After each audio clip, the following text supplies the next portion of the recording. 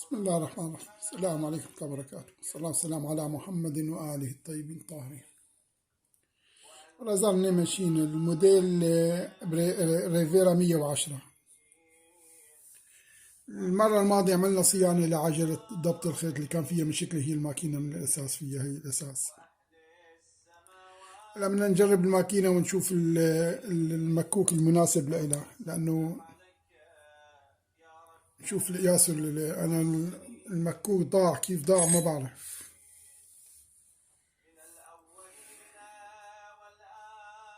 يعني شلته حطيته على جنب، بس وين إن شاء الله أعلم. الذاكرة بالمرة الحمد لله رب العالمين ما بقى في، لا أعرف وين حطيته.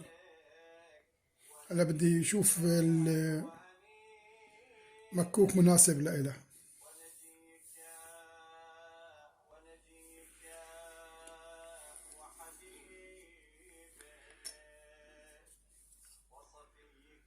بسم الله الرحمن الرحيم.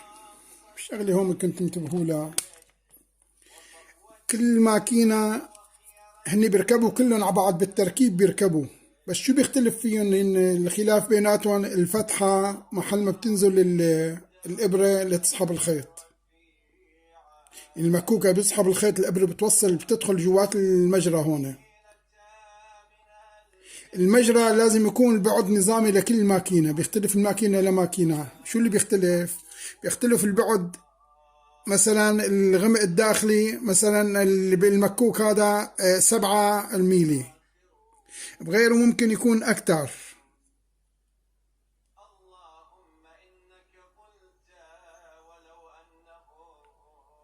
لهون 7 ميلي كمان حسب اللي عندي أنا، 7 ميلي. ما بعرف بدي واحد مخالف، ما عندي مخالف، يمكن كمان 7 ميلي. في منهم مخالفين، يعني الفتحة هون بتختلف، ممكن تضرب الإبرة هون إذا جبتوا مكوك ما منه مناسب للماكينة، بصير إبرة تضرب بجسم المكوك. فبدكم تنتبهوا لها، يعني بتشتروا الواحد اشتروا على رقم الماكينة مباشرة، اشتروا هيك اشتروا. شغلة تانية بالنسبة للي بيستخدم أكتر من خيط، مثلا اللي بيستخدموا خيط المطيط أو بيستخدموا الخيط التطريز أو الهاي، مفروض لكل خيط يكون عندكم مكوك مضبوط. الضبط هذا ما بصير اللعب فيه كل مرة. أنا انتبهت عليهم لأغلب الخياطين كلهم بيكونوا عم يعلموا عم يعطوا درس على اليوتيوب إنه والله بيفتحوا الضبط هذا مرة واحدة بس بتعير على الخيط اللي انتوا فيها. إذا كل مرة بدكم تعيروا فيه هذا ما عبارة عن سن ناعم. مرة 2 3 خلص النابض هذا خرب معكم، ما بقى بيعطيكم الخياطة مزبوطة. لا أنا عم نحكي بالنسبة للخياطين اللي بيخيطوا رسمي، يعني الخيط بيبان معهم، يعني مثلا بيلفت نظر مثلا إذا والله الخيط جيد ولا غير جيد. أما بالنسبة لواحد بالبيت عم يصلح بنطلون عادي، كيف ما طلع الخيط يطلع.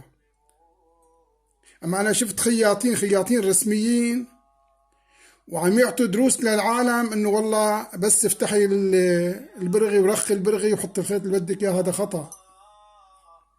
لكل خيط شو اسمه السماكة اللي له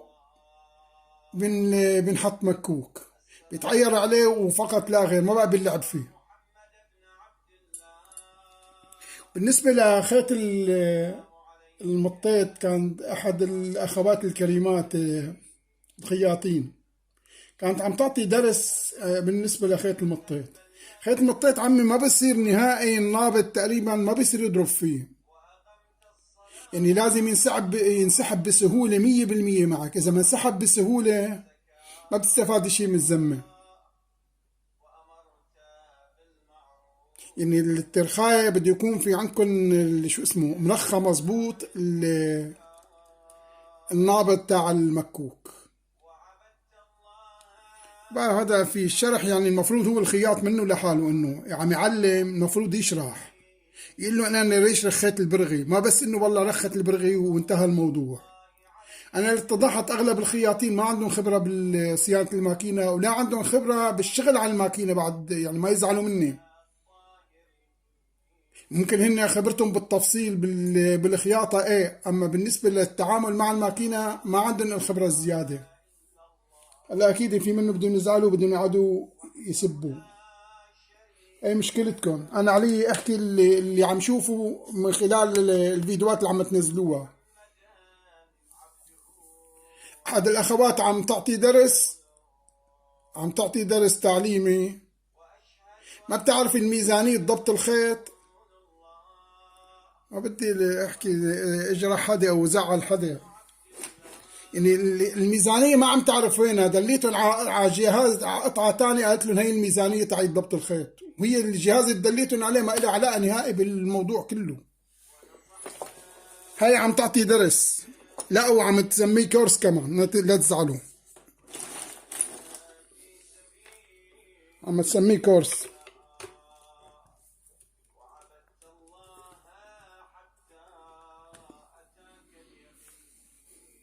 والله عم شوف شوفات على اليوتيوب انه عيب انه بس واحد بده يعمل فيديو وينزله، عيب، لا هذا ضرر هذا.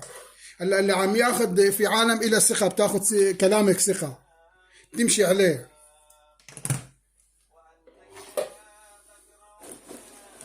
يعني ما في داعي انا والله لاعمل فيديو اللي اعطي غلط. فينك تفتحي اي فيديو تعليمي رسمي تتعلمي منه، بعدين روح تشلحيه من بعضه. يعني ما أنا عيب، يعني هي ما أنا عيب مثلا إذا أنا بحضر فيديو. أنا وقت اللي بصلح سيارتي أغلب الشغلات وقت اللي بصلحها للسيارة أول ما بحضر فيديو بعدين بروح بصلح السيارة. أنا هون لأنه التصليح عندنا غالي كتير، يعني السيارة أنا بصلحها، أغلب الشغلات أنا بصلحها بإيدي. أي شيء بدي إياه بفتح على اليوتيوب بكتب بيطلع لي، بتعلم منه وبنزل على السيارة بنفذه. مع إنه والله بروح من بدي خبط شمال يمين.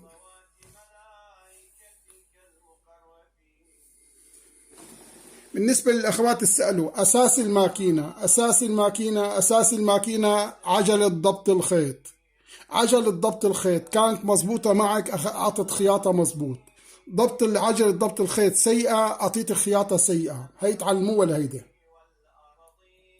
بالنسبة اللي عم يكبكل الخيط معهم بالأسفل، كبكلة الخيط اللي بيساوي مثل عنقود العنب، هذا سببه ضبط العجلة، يكون فيها خلل.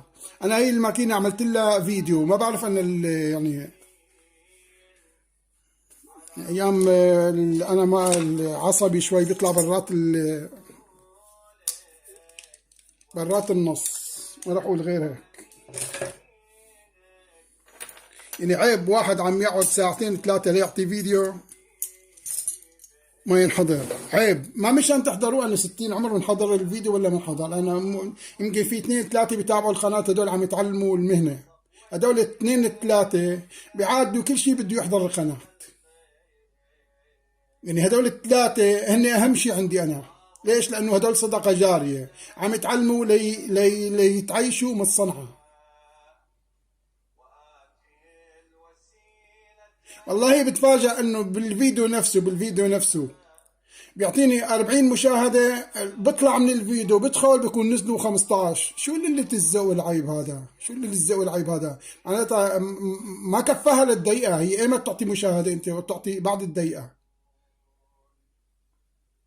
الفيديو اول شيء بيعطيكم انه والله اخذ مشاهدة، بس اليوتيوب مباشرة بيراجع الفيديو بشوف مين المشاهدات اللي فوق الدقيقة بثبتها، واللي تحت الدقيقة اللي بيحذفها. يعني انا ما مدور على لا والله ما مدور على القناة لا اذا اشتغلت ولا ما اذا اشتغلت، مدور انه على واحد يتعلم، على واحد يستنفع منها. هاي القناة اللي بدي حدا. انا جاي لاعطي درس على الماكينة، اصير محل تاني. يعني ما طالع بايد الواحد من القرف اللي عم يشوفه، القرف اللي عم يشوفه. بسم الله الرحمن الرحيم. أعوذ بالله السميع العليم من شر الشيطان الرجيم. أعوذ بالله السميع العليم من شر الشيطان الرجيم. أعوذ بالله السميع العليم من شر الشيطان الرجيم.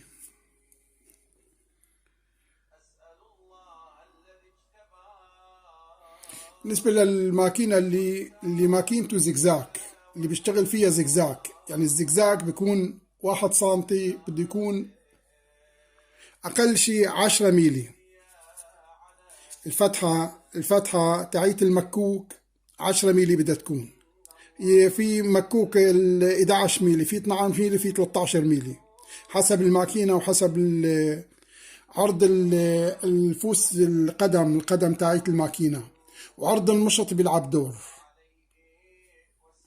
وبده يكون الخطاف مناسب مع الفتحة. يعني مثلا الفتحة هون عندي 10 ميلي، بدها تكون تاعت الخطاف من 12 ميلي ويطلع. يعني أيام متوصل ل 18 ميلي الفتحة هيدا.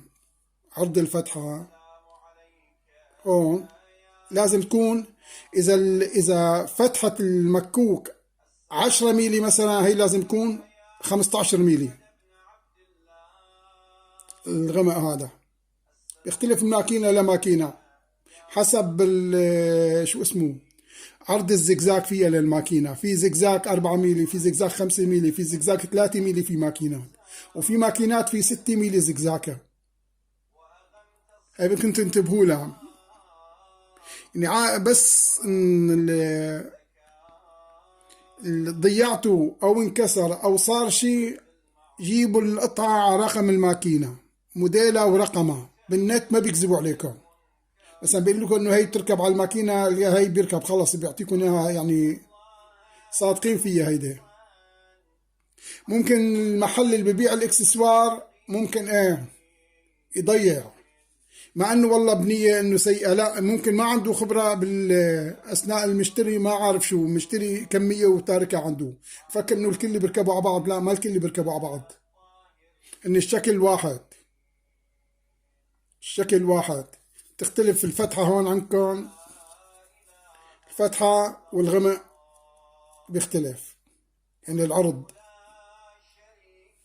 أما بالنسبة للقياس الخارجي الواحد، بالنسبة للمكوك واحد، بالنسبة للماكينات الستاندر، ما عم بحكي أنا، عم بحكي البفاف بيختلف، البفاف بيختلف كليا مكوكه.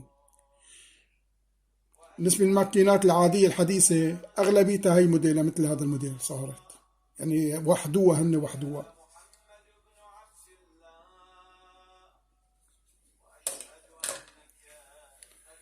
أنا كنت جايب مكوك وما بعرف وين حطيته، ما أخذنا الحكي، بعرف إذا هذا هو الكون.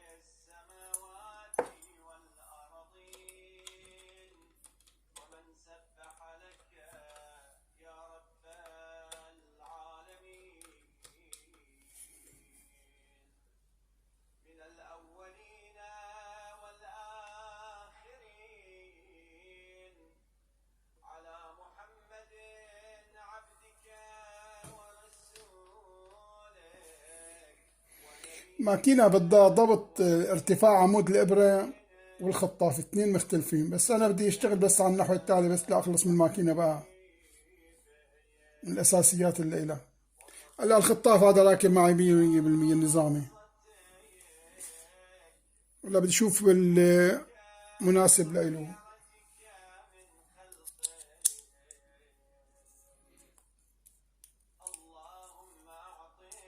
شايفين الأساوي هيك قاسي كتير.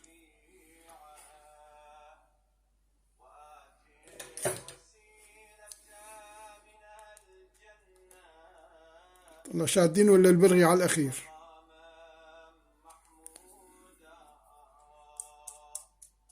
لا تمام تقريبا، لازم يكون بالسلاسة هي.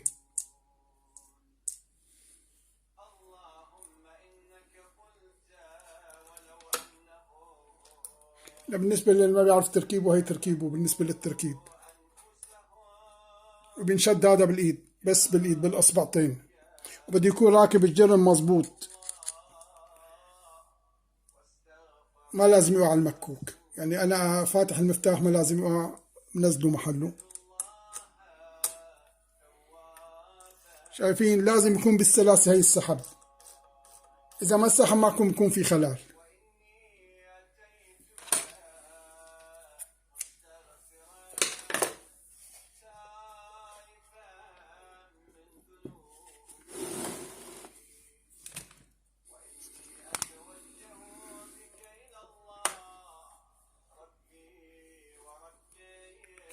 البلاطات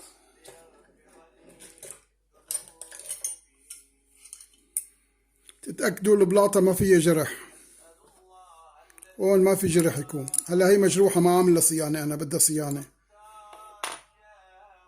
هي هي ما بلاطة هيدي للماكينة، هي مستبدلة هيدي.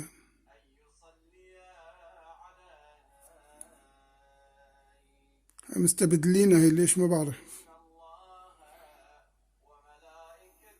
بالأساسية ما بتجي هيك الفتحة هيك لهالدرجة. هي بالنسبة لتركيب البلاطة ما بيعرف، بس تنزل محلها مباشرة خلص هذه هي. وبالنسبة للقفل اليمين واليسار بس بالطريقة هي، بتركبوه بالسكة بعدين شمال يمين.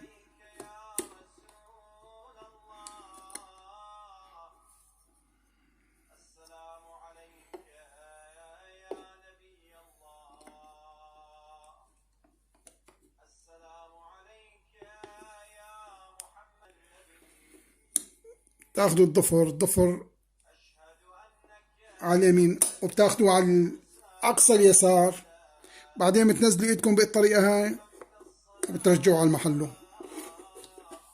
عادية، تركيبه سهل ما بده شيء.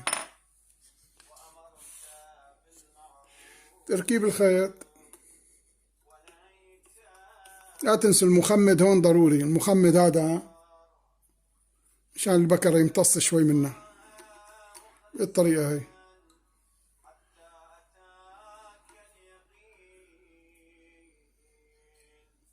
نزلوا بالمجرى هون، وبننزل من اليمين، من اليمين، من اليمين بين الأساور بيدخل. بده يدخل الخيط، بس تمسكوا الخيط من الجهة العلوية، تمسكوا الخيط بالطريقة هاي،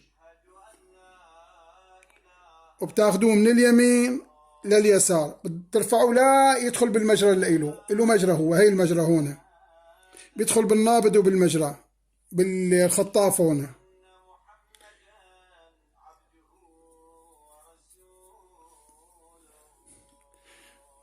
بعدين على الخطاف من اليمين لليسار بالطريقة هاي. ترجعوا بتدخلوا كمان بالفتحة اللي له.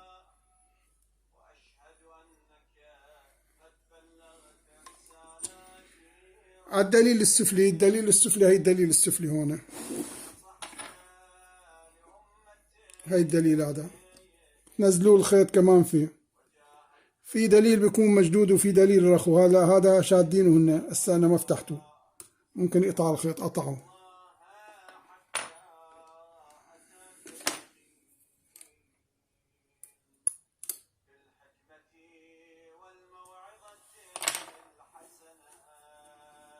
شايفين ركب كان ضابينه.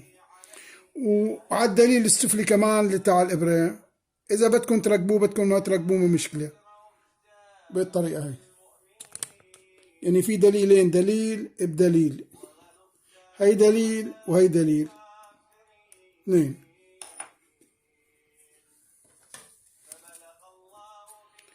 أعوذ بالله السميع العليم من شر الشيطان الرجيم. على طول استخدموا المقص. تركيب الإبرة من الأمام للخلف، من الأمام للخلف،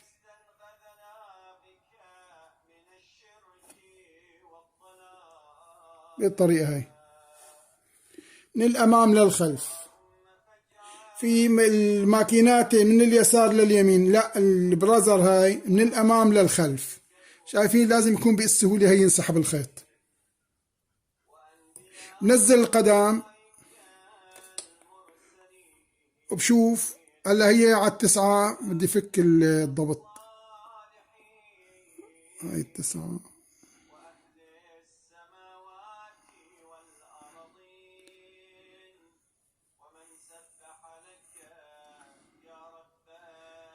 لا بقى شو اسمه، بده فك الضبط شوي.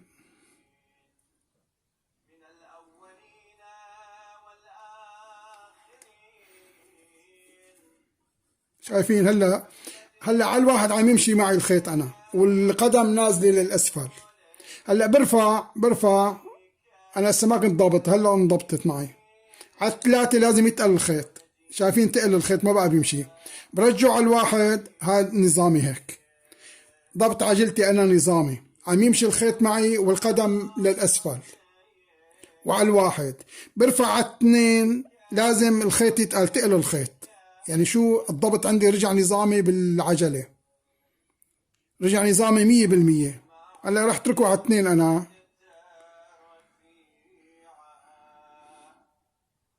على اثنين ونص هون محطوط هو. هلا بسحب الخيط، لازم ينسحب بسهولة، انسحب معي مباشرة. برفع القدم.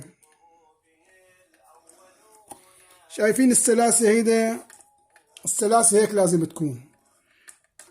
يعني الخيطين، خيط المكوك وخيط الهاي، ينسحبوا بسهولة، سلسين جدا يكونوا.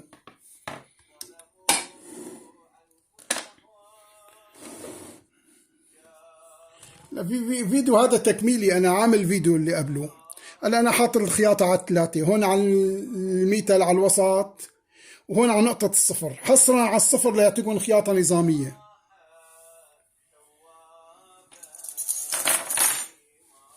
بسم الله الرحمن الرحيم، سلام قولا من رب الرحيم.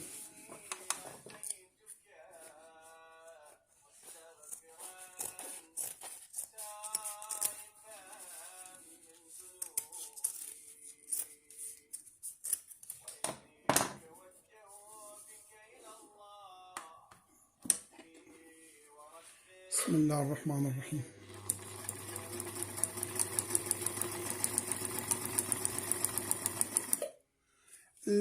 الخياطة عندي،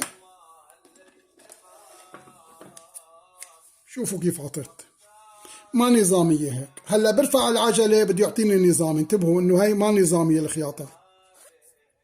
شايفين كيف الكتلة كيف بفك الخيط مباشرة بفك، هذا ما نظامي. يعني هذا درس عملي عم بعطيكم اياه تشوفوا كيف تضبطوا وقت بيطلع معكم الخيط هيك شو تساووا. برجع برفع الضبط. هلا هو محطوط على 2.5، رح احطه على 3.5. رفعته درجة، ما بترفعوا ضربة واحدة. لازم يعني نص درجة إذا أخذ بكفي معنا مثلا.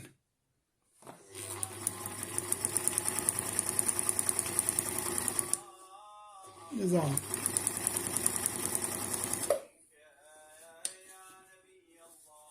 لسه بده رفع.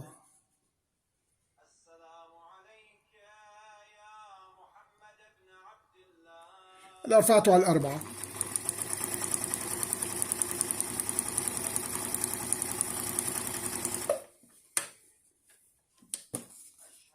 على 4 أعطاني خياطة نظامية 100%. انتبهوا بيختلف من ماكينة إلى ماكينة ضبط. شوف الخياطة الخلف شغالة فيها، شغالة ما شاء الله، قوية قوية. البرازر هذا ميكانيكو قوي، اللي عنده هيك ماكينة يحتفظ فيها مظبوط ويراعيها. شايفين كيف قطع خياطة نظامية. إسا بده فوق 4. هذا راح ارجع ارفع الضبط شوي، تقله مشان ما ارفع فوق 4 هون. يعني عم اضبط انا من الميزانية الاساسية، انتم مالكم علاقة فيها. بيضبطها فني او عنده خبرة.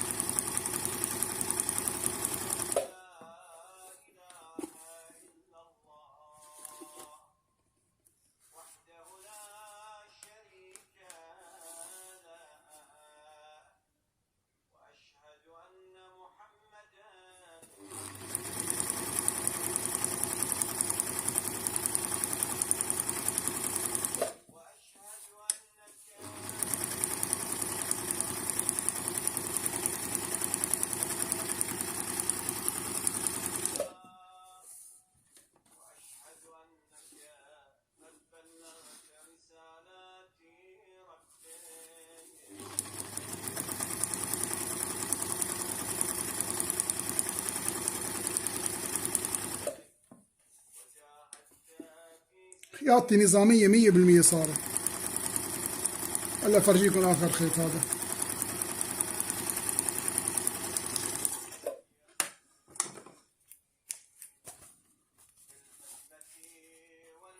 شايفين هاي الخياطة النظامية لإلها، ما بقى في فك يعني قطبة، يعني مرتخية القطبة مشدودة 100%، والخيط ما مخايل، يعني ضبط المكوك وضبط العجلة صاروا متساويين.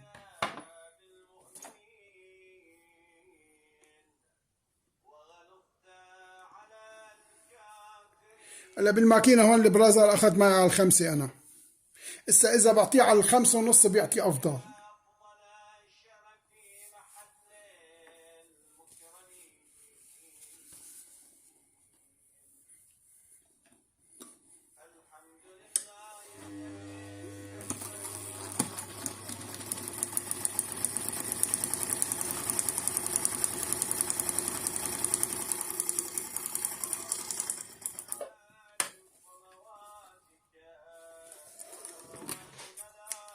لهيك نظامي 100%. هلا العجلة انضبطت معي. هلا بجرب الزقزاق فيها للماكينة. اشتركنا محل الزقزاق بالقماشة. بسم الله الرحمن الرحيم. الزقزاق مثلا لشوف إذا المكوك نظامي عم يشتغل عندي نظامي، بحط الزقزاق على الأخير على الخمسة، هي على الأخير. ما بشتغل كهربائيا، بشتغلوا أول شيء يدوي لشوف إنه ضربت الإبرة ولا ما ضربت.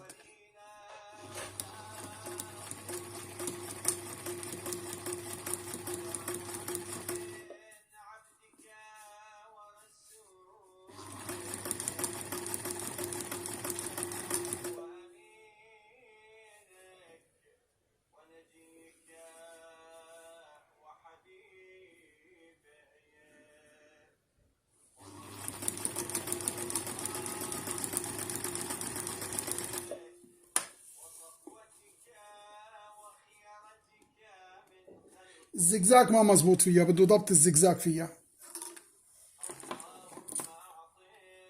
الزقزاق ما مزبوط فيها، ليك كيف عم يعطي يعني ما عم الخطاف ما عم يشدوا للخيط. قد بتشوفوا القطبة من الجهة العلوية معناتها صار العطل تحت عندي بالمكوك. أنا ما بقى عندي عطل بالعجلة، العجلة ما بقى فيها شيء، عجلتي مزبوطة. هي خياط العجلة، هي العجلة عم تعطيني خياطة مزبوطة 100%. وين الخلل عندي؟ صار عندي الخلل بالخطاف تحت. شوف كيف نعالجه.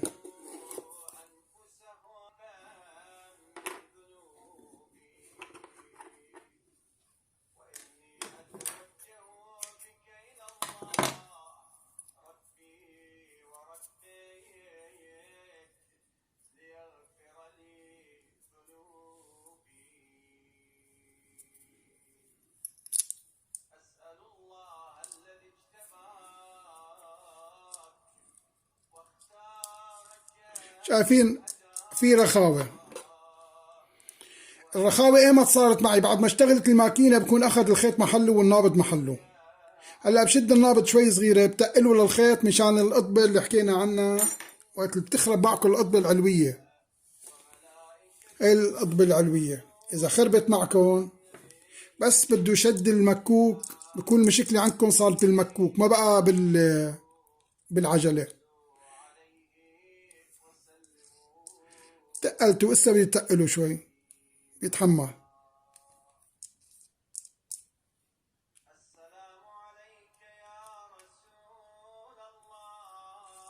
لهيك نظامي. هلا لازم يعطيني خياطة نظامية 100%.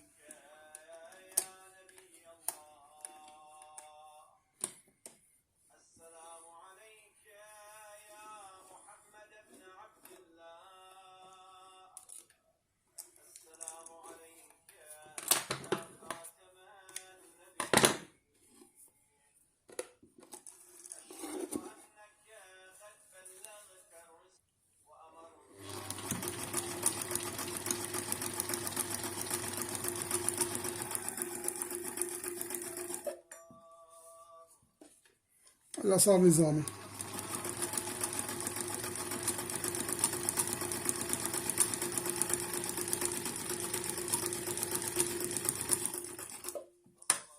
هلا صار عم يعطيني خياطة من الجهة العلوية النظامية 100%.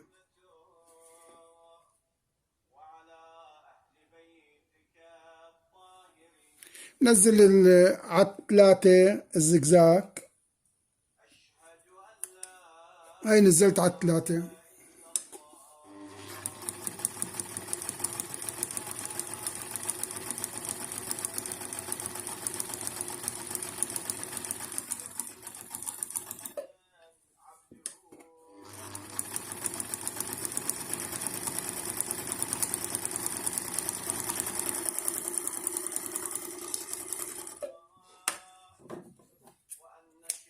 شايفين خياطتي صارت نظامية 100%. يعني هلا بين معنا نحن كيف انه ضبط اذا كانت العجلة فيها خلل شو بتساوي، واذا كان المكوك في خلل شو بيساوي. يعني هذا درس عملي عم صار قدامكم، ما انه والله انا اللي عملته مقصود، لا هو عملي. يعني عم شوف الماكينة شو بدها وعم اشتغلها. اذا بدي اشتغل مثلا زقزاق ناعم، منزل العجلة على الواحد، نزل على الواحد. بدي زقزاق ناعم مثل التطريز مثلا، مشان فتح العروة او مشان شيء، بكبر لهاي لاخذ نظامي. شايفين هلا مثل كأنه تطريز عم تشتغل.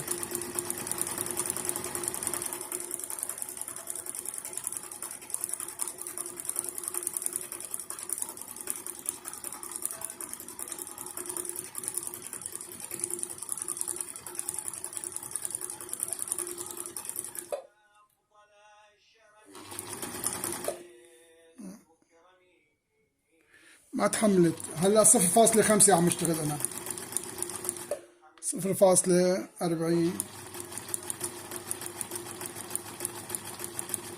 هلا تطريز. قطع الخيط. ليش؟ لانه قطع الخيط.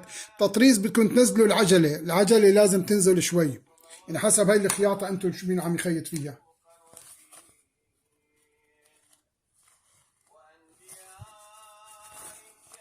هاي خياطة الماكينة الناعم التطريز، اذا بدكم تطرزوا او بدكم تعملوا فتح العروة او شيء.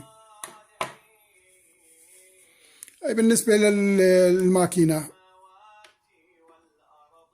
على طول خلوا الخياطة العادية بالماكينات هيدي على 3، 2.5، 3 أنسب شي لإلها.